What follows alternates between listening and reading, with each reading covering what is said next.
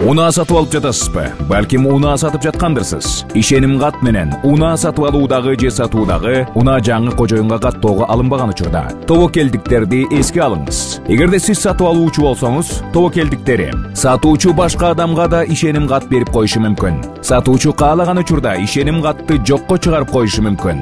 Сатуучу каза болуп калса, ишеним кат ошол күндөн баштап юридикалык күчүн жоготот жана мураскерлер менен түшүнбөстүктөр жаралышы мүмкүн. Ишеним кат белгилүү гана мөөнөткө берилет. Мөөнөтү бүтүп калса, унааны өзүңүзгө каттата албай каласыз. Ишеним катты кайра жаздыруу учурунда сатуучу жок болуп калышы же кайра жазып бербей коюшу мүмкүн.